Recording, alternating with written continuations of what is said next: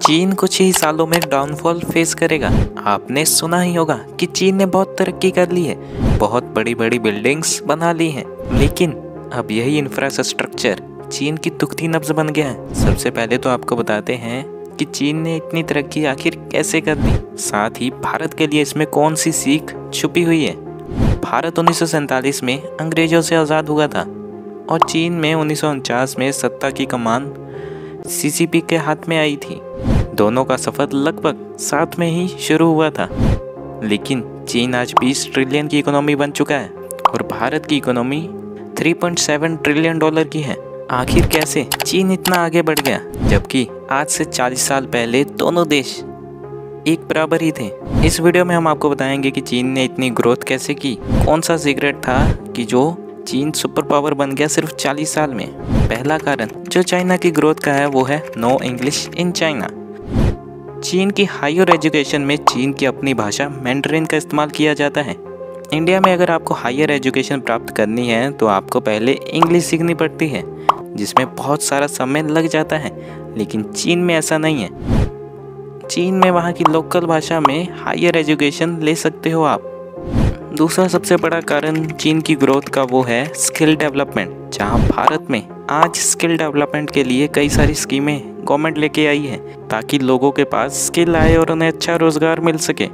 लेकिन चाइना में 90 के दशक में ही ये सब किया गया था, क्योंकि चाइना को उसी समय एहसास हो गया था कि लोगों को गरीबी से निकालने में स्किल डेवलपमेंट एक बहुत बड़ी भूमिका निभाएगी, जिससे लोग कई सारी कंपनियों में काम कर पाएंगे। तीसरा सबसे बड़ा कारण चाइना की ग्रोथ का वो है ब्रेन ड्रेन बहुत कम होना। आपने देखा होगा कि भारत में कई सारे बच्चे पढ़ने के लिए विदेश चले जाते हैं और फिर वहीं पर काम करने लगते हैं। ऐसे में देश को बहुत बड़ा नुकसान होता है। हमारे देश के बच्चे यूरोप और अमेरिका जैसे देशों में इसलिए चले जाते हैं क्योंकि उन्हें वहाँ की भाषा आती है, लेकिन चाइना में ऐसा नहीं है। चाइना ने शुरू से ही अपने देश में इंग्लिश को इम्प्लीमेंट नहीं किया था इतना ज़्यादा। वहाँ के बच्चे चाइना में ही पढ़ते हैं और वहीं पर काम करने लगते हैं। इससे जो फ़ायदा होता है वो चाइना को होता है, और इस तरह चाइना ने अपने देश में ब्रेन ड्रेन को रोक दिया था, जिसका सीधा असर चाइना की इकोनॉमी पर दिखा।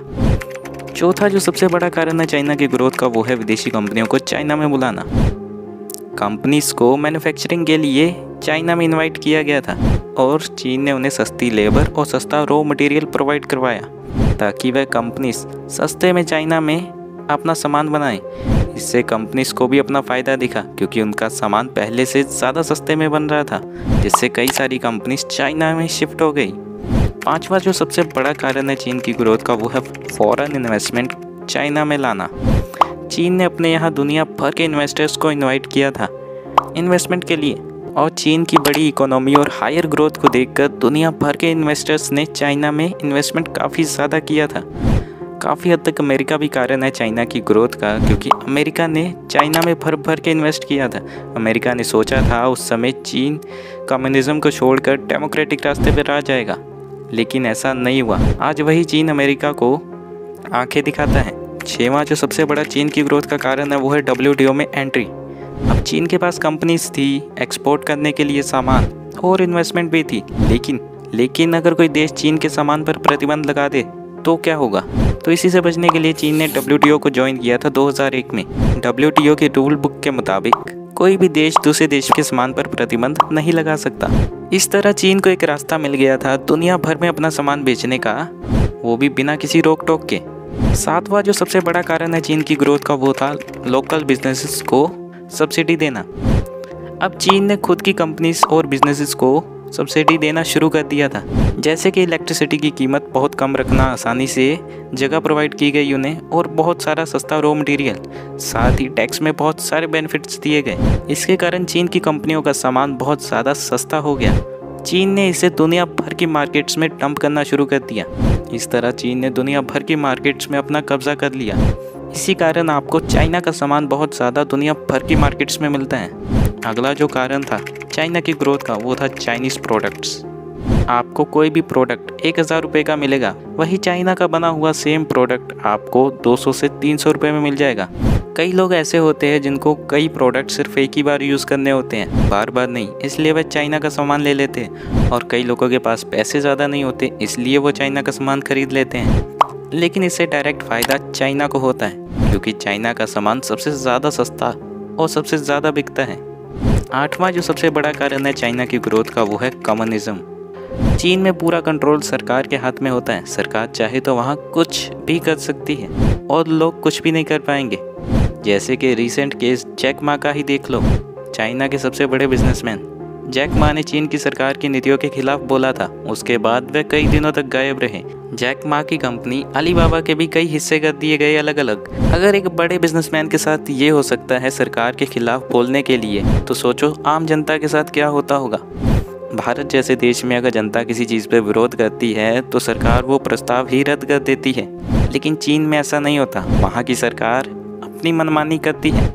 वैसे आपको खुश होना चाहिए कि आप भारत जैसे देश में हो, जहां आप अपनी मर्जी से कुछ भी कर सकते हो। अभी तक हमने आपको बताया कि चीन ने अपनी ग्रोथ कैसे की, लेकिन अब हम आपको बताएंगे कि चीन में मंदी कैसे आ सकती है। दुनिया भर में सामान बेचकर जो चाइना ने पैसा कमाया था, उसे चाइना ने अपने इंफ्रास्ट्रक्चर पे लगाया। पॉपुलेशन बढ़ रही थी चाइना की, जिसके लिए उन्हें नई नई बिल्डिंग, घर, हवाई अड्डे, रेलवे स्टेशन जैसी चीज़ों की ज़रूरत थी, जिसको इंफ्रास्ट्रक्चर में इन्वेस्ट करके उन्होंने इस जनता की ज़रूरत को पूरा किया। लेकिन अब यही इंफ्रास्ट्रक्चर चाइना की दुखती नब्ज़ बन चुका है, क्योंकि चीन की पॉपुलेशन की ग्रोथ अब पहले जैसी नहीं रही। अब चाइना की पॉपुलेशन की ग्रोथ डाउनफॉल की तरफ जा रही है। जितने लोग पहले घर खरीद सकते थे वह खरीद चुके हैं, लेकिन चीन ने इतनी सारी बिल्डिंग बना दी हैं कि कई बिल्डिंग्स खाली पड़ी हुई हैं, और कई लोग तो इन्हें घोस्ट बिल्डिंग्स भी कहते हैं।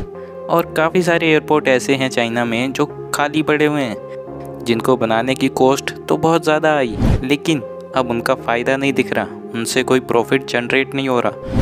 और इन सभी इंफ्रास्ट्रक्चर प्रोजेक्ट को बनाने के लिए बैंक से भारी भरकम लोन लिया गया था। क्योंकि अब ये प्रोजेक्ट फेल हो चुके हैं, इसलिए बैंक्स को जो पेमेंट करनी थी वो भी अब नहीं हो पा रही है।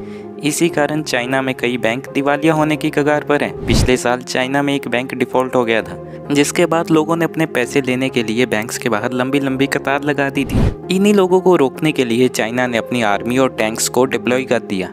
चाइना का रियल एस्टेट मार्केट पूरे तरीके से क्रैश की कगार पर है, और चाइना के बैंक्स की भी हालत कुछ अच्छी नहीं है। और ऊपर से यूएसए के साथ ट्रेड वॉर और लॉकडाउन ने तो इस आग में घी का काम किया, जिसके बाद चाइना में कई सारे लोगों के पास बहुत कम पैसे बचे। ऊपर से दुनिया भर की कंपनीज चाइना से बाहर जा रही हैं, और कई सारी कंपनीज तो भारत में आ रही हैं चाइना से निकलकर। अब दुनिया भर के एक्सपर्ट्स का कहना है कि चीन ने जितनी ग्रोथ पहले दिखाई थी वह अब नहीं दिखा पाएगा। चीन का डाउनफॉल का फेस बहुत जल्द आने वाला है। हमारे पास दुनिया की सबसे बड़ी यूथ पॉपुलेशन है, और दुनिया भर की कंपनीज भारत में इन्वेस्ट कर रही हैं। अगर भारत की ग्रोथ को लेकर आपको पूरी डिटेल्ड वीडियो देखनी है तो हमने इस टॉपिक पर एक वीडियो ऑलरेडी बना दी है। आप उसे स्क्रीन पर टैप करके या फिर आई बटन में क्लिक करके देख सकते हो। इन शॉर्ट अगर मैं कहूँ तो जो चीन का पास्ट था वह अब भारत का फ्यूचर है। भारत बहुत ज़्यादा तेज़ी से आने वाले समय में ग्रोथ करने वाला है। आप क्या सोचते हैं इस बारे में हमें कमेंट सेक्शन में बताएं, और इस वीडियो को लाइक करना ना भूलें। Thanks for watching this video.